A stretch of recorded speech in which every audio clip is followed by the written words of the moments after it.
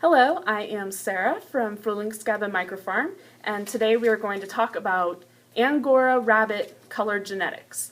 So this is kind of a tough subject for a lot of people. It looks a lot more confusing than it is, just because it has so many pieces. But really, once you get the basics down, which is all we're going to talk about today, it's quite easy. So basically, we have a whole bunch of letters to contend with. So we're going to break it down by letter. We have A's, B's, C's, D's, and E's. There are a few different genes for other breeds that we are not going to talk about today. We're just going to talk about Angora-specific colors, okay? So first thing we're going to talk about is each of these letters is a locus, or a loci if you're talking about multiple locuses. So each locus affects the coat in a different way. So we have the A's, which is agouti, B's, which is black or brown, C's, which affects if it's a solid color, a chinchilla color, or a albino. D is dense or dilute, which tells us if it's a strong color or if it's a diluted color. And then E, which affects the extension, how far the color goes down the shaft of the hair. So first up is phenotype. A phenotype is what we see in the rabbit. If you see a black rabbit, that is its phenotype. It's a certain code just of what you see. And just by looking at a rabbit, you can tell what its phenotype is. A genotype is its full genetic code. You cannot tell that just by looking at a rabbit. You really need to know its parents' genotypes, or at least most of them, in order to be able to assess what your rabbit's genotype is. So that's where it gets a little confusing. Phenotype is what you see. Genotype is everything, what you see and what's hiding. So first up is A. Now we have big letters and little letters. Big letters are dominant, which means that's what you're going to see if you have it. Little letters are recessive, which means that you need two to see it. Ooh, my finger's all black. So basically, if you think about, the big letter can hold its own in a fight, but the little letters need two to gang up in order for you to see it. So our first locus is going to be A. The A locus is for agouti. A is for agouti. The little a is for self. And that word itself confuses people. Self just means solid color. So self rabbit is going to be solid, like solid black, solid blue, solid chocolate, solid lilac. Agouti, which is the dominant trait, if you have a big A, that's what you're going to see. Agouti are colors like fawn, opal, chestnut, I think even some steels. So your big A is for agouti. You can have one big A and a little a, and you will still see that agouti. You can have two big A's, and you will still see that agouti. Okay? Little a, if you have a big A and a little a, you're going to see the agouti. The only way to see the little a is to have two. So that's the basics of how dominant and recessive genes work. The little one stole my eraser. I'm gonna have to old school it here. Okay, the best way to know if two parents are going to give you a dominant or a recessive trait is to do a Punnett Square. This is where 8th grade science comes into play. So let's say you have a parent that is agouti, but you know it carries a self gene, okay? And then you have one little, we'll just pretend it's self chocolate, so you know if it's showing a self color, it has to have two A's. Okay? So we're going to make this fancy little 4-box square, and then you're going to combine your letters. So this A comes into this box, little a comes into this box. Big A comes into this box, little a comes into this box. And then little a, little a comes across, and little a comes down. So you know from this that if you have an agouti rabbit that carries self and a self rabbit, you will get 50% agoutis with self carrying, and you will get 50% self colors. So that's the easiest way to just quickly assess what you have. Next up is the B locus. Basically, big B, oh, that did not look good. Big B is for black and black colors, because that is probably the most confusing part, is that just because you have a big B doesn't mean you're going to get all blacks. Big B is for black colors like blue and all of the other colors that require black, like chestnut, opal, fawn, any of the orange colors, which is fawn, basically, orange and red. Little b is for the brown colors. So I know it's chocolate. Chocolate is brown. But it's easy to remember the little b as brown because it makes sense. Chocolate doesn't start with B. So brown colors are your chocolate, your lilac, lynx, and so don't forget that just because you have this blue gene or this chocolate gene, it doesn't mean that you're going to get a blue or a chocolate rabbit, because all these other locus or loci come into play. So next up is the C gene, and this is scary because you have a dominant, you have a co-dominant, which is less dominant than this big C, and then you have the little c, which is albino and completely recessive. So basically we have the big C. We'll worry about that first. This is full color, okay?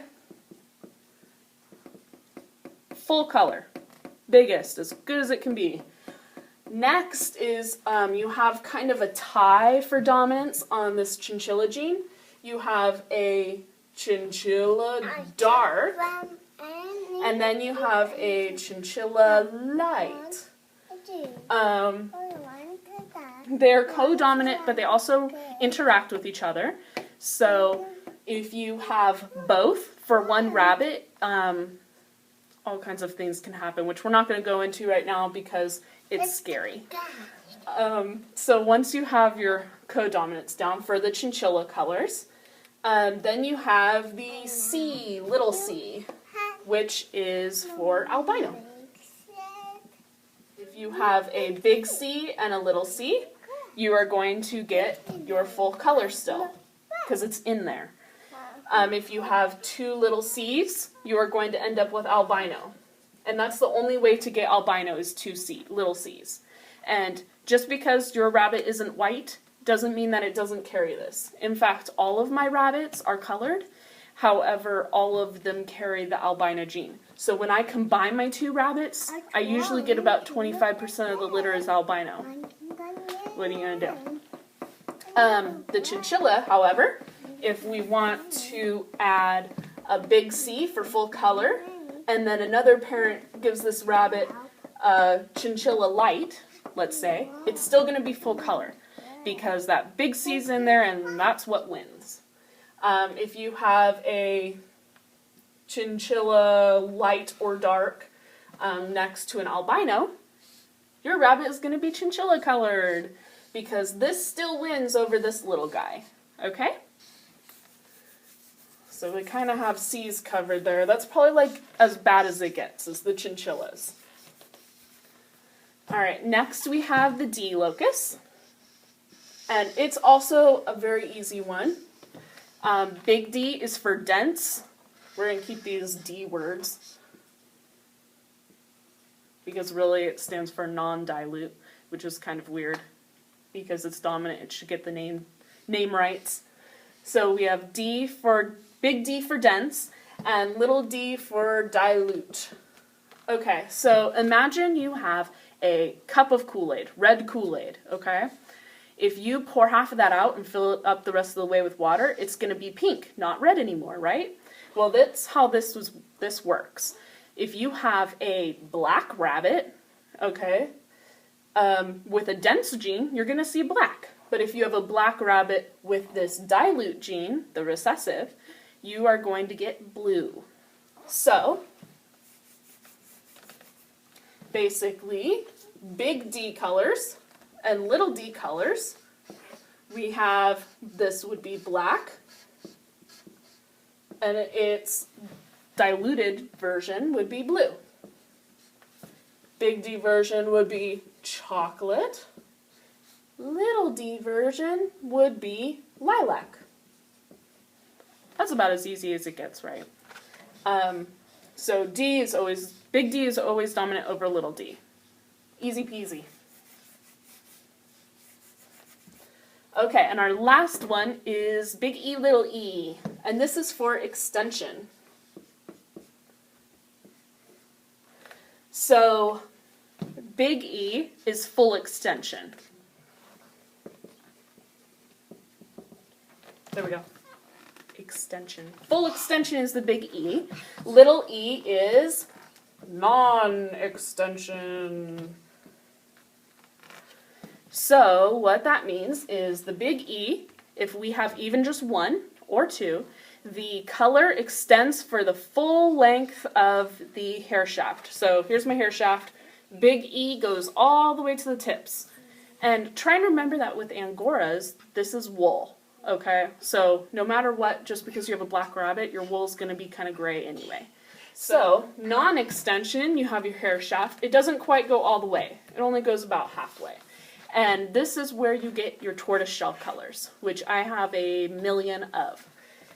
Your tortoiseshell colors come in when you have two little e's, which is the only way this is going to show up. Two little e's usually means tortoiseshell. Though there are a couple other colors that the little e comes into play, but it interacts with everything else. The tortoiseshell part is the brown, and that's going to show up usually on the sides of the coat, usually on the back if you have a really good color tortoiseshell. And then the brown also shows up kind of on the forehead. That's why I say the black is a face mask, because it's not like a butterfly shape, but it's kind of a smush. And then the brown. So the tortoiseshell shows up a little different. It's kind of like a tie-dye rabbit. They look really pretty when they're babies. And if you read the blog, you've seen Blackberry, who is a black tortoiseshell, as a baby and as an adult. It's very interesting because she has a kind of creamy brown wool on her back, but a black face and black ears. So she's kind of the perfect example. So basically, that is color genetics here. So for example, if we have, I'll show you Dandelion's color genetics, because her genotype, which is the easiest. So she is a big A for agouti. She carries a little a for self. She is a big B for black, but she also carries chocolate, which is the little b. She is a full colored rabbit, which is a big C. She carries albino, which is the little c. She is a dense colored rabbit, since she is an orange fawn and not a cream fawn. But she carries dilute, because I've seen her create blue torts and cream fawns before, so that's how I know she carries that. And then she has, this is kind of debatable with the fawns because they're a weird color in Angoras, but she is a double E. Remember how I told you that it's not only fawns that carry the double E? Not only torts that carry the double E, fawns do as well. So that's kind of what makes her the fawn in combination with the black. So this is her genotype, and when I erase the recessive ones that don't matter, this is her phenotype. So this is what you see. You see the agouti, the black, the full color, the non-dilute, or the dense, and the double E, which makes the fawn, the non-extension. So that's kind of our crash course in Angora rabbit color genetics. If you have any questions, I will try my best to answer them, but I am no whiz. Thanks for watching, guys, and good luck.